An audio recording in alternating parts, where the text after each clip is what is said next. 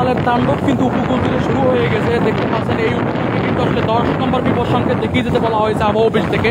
এবং এখন কিন্তু আমরা রয়েছি বগুড়া উপজেলার জিনতলা নামক যে স্থান রয়েছে সেখান থেকে আপনাদেরকে আমরা দেখাচ্ছি। এবং দেখতে পাচ্ছেন এখন কিন্তু যে বিষখালী নদী রয়েছে এবং বঙ্গোপসাগরের যে মোহনা সেখান থেকে আমরা সরাসরি যুক্ত হয়েছি। এবং এখানে কিন্তু প্রচণ্ড পরিমাণ বৃষ্টি রয়েছে এবং পাশাপাশি কিন্তু বাতাস অব্যাহত রয়েছে এবং বড় বড় ঢেউ কিন্তু আসতে পড়ছে।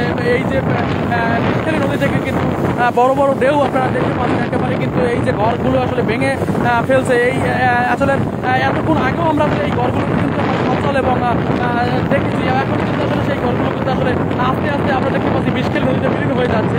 তো এখানে উপকূলবাসী তারা কিন্তু আতঙ্কে রয়েছে। এই রিমাল ঘূর্ণিঝড়টি কিন্তু আজকের সন্ধ্যা নাগাদ আসলে আবহাওয়া অফিসের তথ্য মতে সন্ধ্যা নাগাদ সেটি কিন্তু আঘাত হানবে এবং বর্তমানে কিন্তু আসলে সাগর এবং নদীতে কিন্তু জোয়ার রয়েছে এবং এর তাণ্ডব কিন্তু এখন আসলে পুরো জুড়ে আসলে বইতে শুরু করেছে এবং সেটি কিন্তু প্রায় 2 ঘন্টা যাবত আসলে সেই তাণ্ডব চলছে। এবং এতে কিন্তু এলাকার ব্যাপক ক্ষয়ক্ষতি হয়েছে, ঘরবাড়ি ভেঙেছে এবং গাছপালা এবং এখানে অনেক ঘর আসলে আমরা দেখেছি যে পানিতে তলিয়ে গেছে।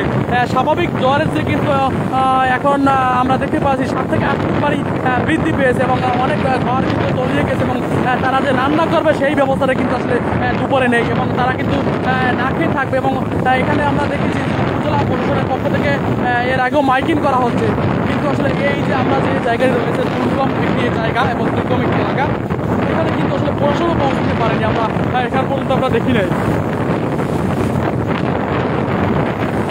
এবং আপনাদের যদি দেখাই যে কি পরিমাণ বাতাস, হয়তো ভিডিওর মাধ্যমে আপনারা কিছুটা হলেও আসলে বুঝতে পারছেন যে কি পরিমাণ তাণ্ডব যে চালাচ্ছে, সেটি কিন্তু আসলে কিছুটা হলেও আসলে আপনারা বুঝতে পারছেন। যদি দেখাই এই ঘরগুলো কিন্তু আসলে একেবারেই কিন্তু নিয়ে যাচ্ছে আসলে এই যে বিষখালী নদী, সেটি কিন্তু আসলে সে কিন্তু আসলে গ্রাস করে ফেলছে একেবারে। দেখাই যে কিছুদিন আগেও এই ঘরগুলো বা এই যে গাছগুলো আসলে আমরা সচল দেখেছি এবং বেড়িবাঁধের উপরে, সেইগুলো কিন্তু আস্তে আস্তে ভেঙে আসলে নদীর মধ্যে নিয়ে যাচ্ছে এবং এই ঘরটি হয়তো কিছুক্ষণ পর আসলে নিয়ে যাবে। দেখতে পাচ্ছেন ঘরের ভিতর থেকে নিচে কিন্তু পানি দেখা যায়, অর্থাৎ নিচে কিন্তু একেবারে গর্ত হয়ে তারপর কিন্তু আসলে ঢেউ আছড়ে পড়ছে সেই ঘরের ভিতরে।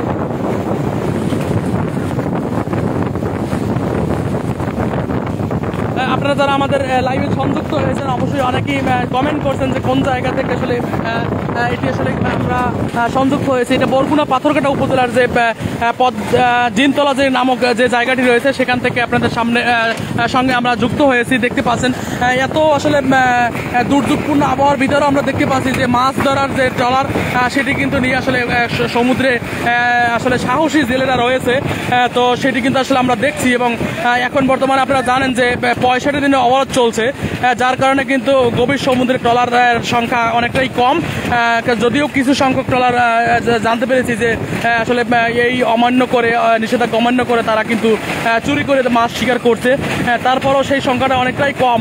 এবং এখন বর্তমানে দেখতে পাচ্ছেন যে কি পরিমাণ আসলে এই যে ঘূর্ণিঝড়ের তীব্রতা, সেটি কিন্তু আসলে আস্তে আস্তে যতই সময় গণিয়ে আসছে অতই আসলে এই তীব্রতা আসলে বাড়ছে। এবং এটি কিন্তু আসলে এই এলাকাকে 10 নম্বর বিপদ সংকেত রাখা হয়েছে এবং এটি কিন্তু সন্ধ্যা নাগাদ থেকে শুরু করে রাত্র 10টা থেকে 12টার ভিতরে আসলে এই ঘূর্ণিঝড়টি এই এলাকায় আসলে থেকে অতিবাহিত হবে, এমনটি আসলে আবহাওয়া অফিস থেকে জানিয়েছে।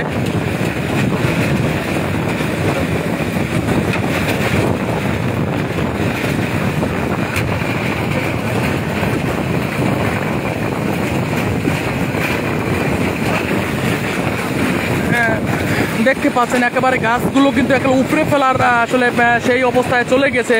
এবং এই যে গাছগুলো আসলে আমরা দেখেছি এতক্ষণ আসার পরও যে উপরে আসলে এই যে বেড়িবাঁধের উপরে ছিল, সেগুলো কিন্তু আসলে ভেঙে একেবারে সাগরে আসলে নিয়ে গেল এবং ফাটন হচ্ছে কিছুক্ষণ পরপর কিন্তু এইগুলো ফেটে আসলে মাটিগুলো আসলে 10